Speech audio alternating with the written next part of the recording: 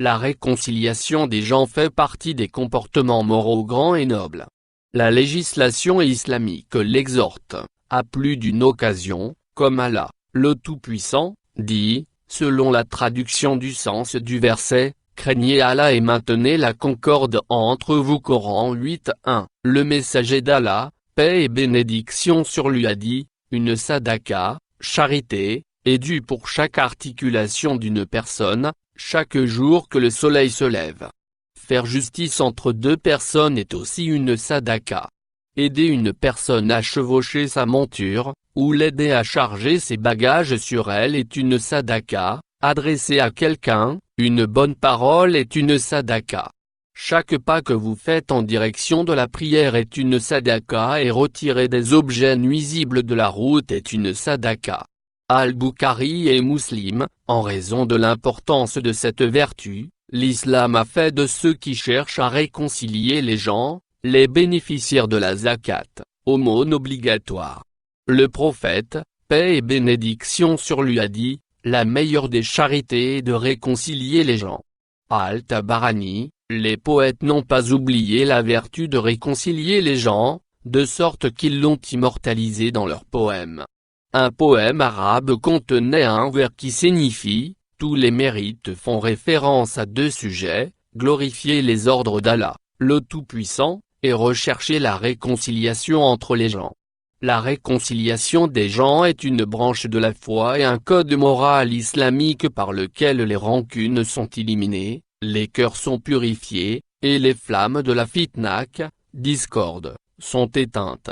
Allah, le Tout-Puissant, dit, à propos de cette qualité, selon la traduction du sens du verset, il n'y a rien de bon dans la plus grande partie de leur conversation secrète, sauf si l'un d'eux ordonne une charité, une bonne action, ou une conciliation entre les gens.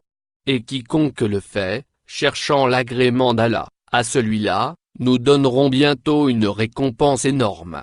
Coran 414. L'islam exhorte le croyant à considérer la réconciliation des gens comme étant l'un de ses objectifs les plus importants de sa vie dans ce monde. Il en est ainsi parce que c'est au travers de la réconciliation que la Ummah, communauté musulmane, devient une unité cohérente, où une partie, de celle-ci, vise à réformer l'autre.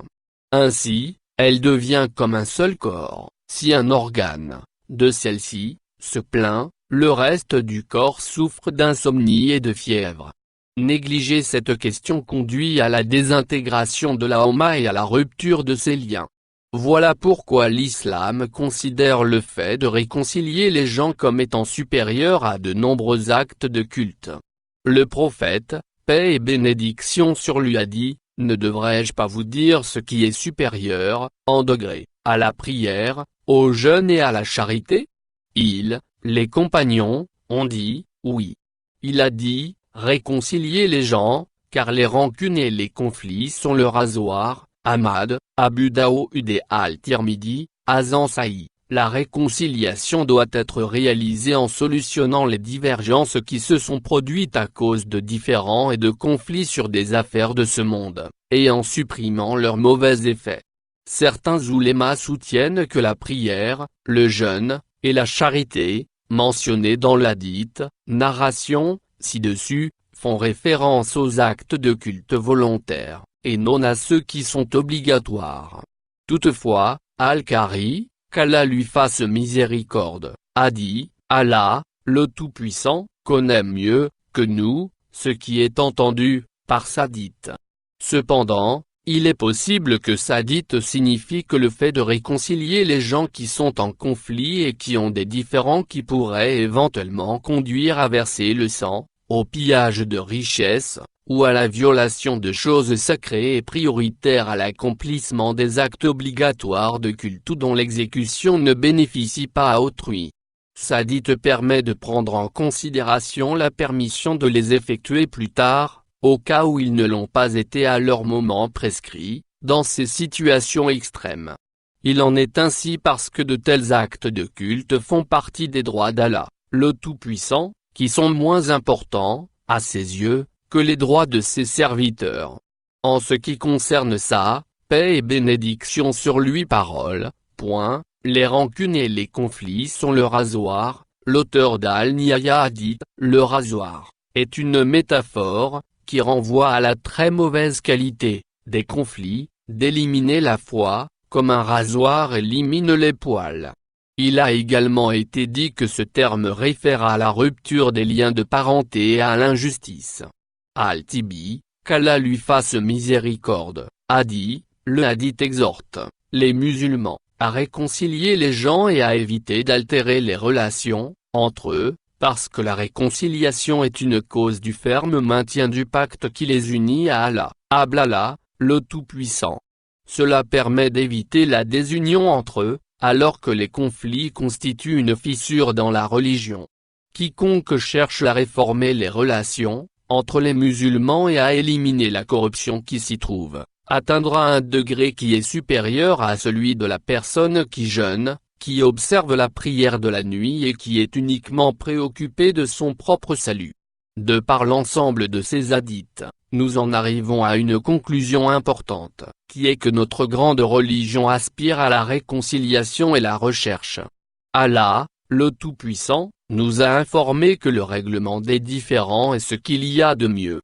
Allah, le Tout-Puissant, dit, selon la traduction du sens du verset, ce n'est pas un péché pour les deux s'ils se réconcilient par un compromis quelconque, et la réconciliation est meilleure. Coran 428, la réconciliation des personnes est un grand acte d'adoration qu'Allah, le Tout-Puissant, aime.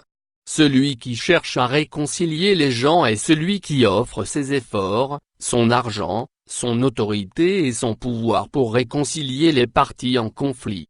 C'est une personne dont l'âme aime le bien et qui aspire à celui-ci.